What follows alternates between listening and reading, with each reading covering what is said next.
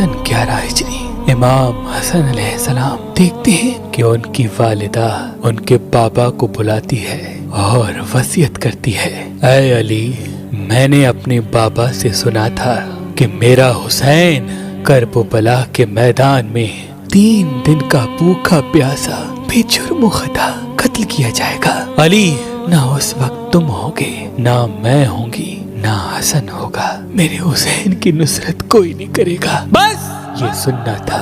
इमाम हसन अलैहिस्सलाम ने अपने आप से वादा कर लिया कि अल्लाह ने मुझे बेटा अता किया तो मैं करबला के लिए सौगात रखूंगा, अपने भाई हुसैन पे कुर्बान करूंगा।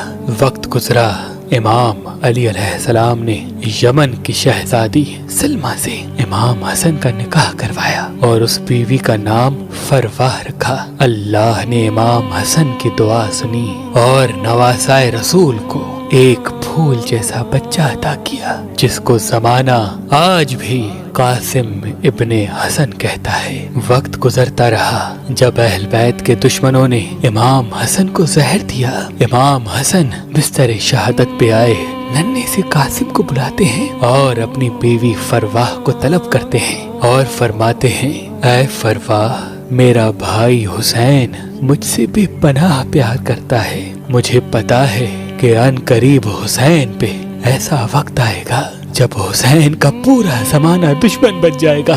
फरवाह, हर एक माँ अपना अपना बेटा हुसैन के कदमों पे कुर्बान करेगी। फरवाह, मेरा भाई कासिम के लिए तुम्हें इजाजत नहीं देगा।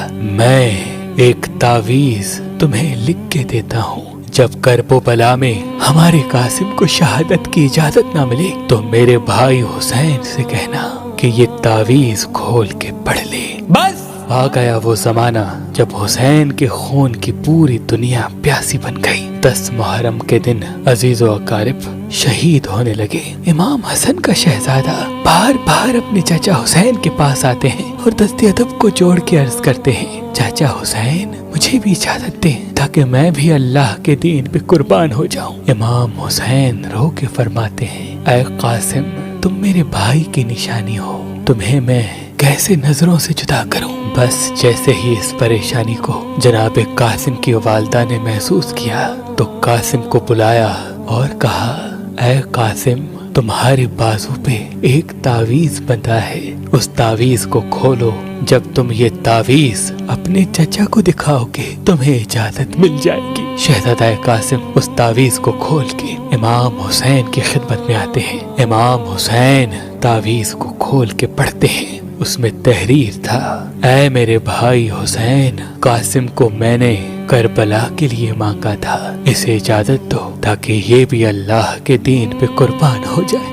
बस ये पढ़ना था। इमाम हुसैन शहजादा कासिम का चेहरा चूमते हैं और फरमाते हैं, जाओ कासिम, अल्लाह के दीन पे कुर्बान हो जाओ। बस अली का शेर अली बन के मैदान में आया। फौजी अश्किया लरजने लगी, लश्कर यजीद के बड़े बड़े बहादुर फिन्नार होने लगे। इतने में किसी ने कहा कि आज तक अली के खानदान से कोई जीत सका है, आओ मिलके हमला करते हैं। बस एक तरफ हजारों की फौज थी और एक तरफ हसन का वो नन्हा शहजादा। किसी ने तीर चलाए, किसी ने नेज़े फेंके। हसन का शहजादा घोड़े की जीन से जमीन पे आ गया। बस घोड़ों के बीच में जैसे ही हसन का लाल गिरा, मशरिक के घोड़े मगरिब को जाते हैं, मगरिब के घोड़े मशरिक को जाते हैं। उन घोड़ों की टापों में पामाल हो गया हसन का शहजादा। बस आवाज आई, चचा हुसैन। बस इमाम हुसैन जुल्फ़िकार लेके मैदान में आए। इमाम हुसैन को देखना था। फौजी अश्किया भाग गई। इमाम हुसैन जैसे ही मैदान पहुंचे, कासिम को ढूंढा,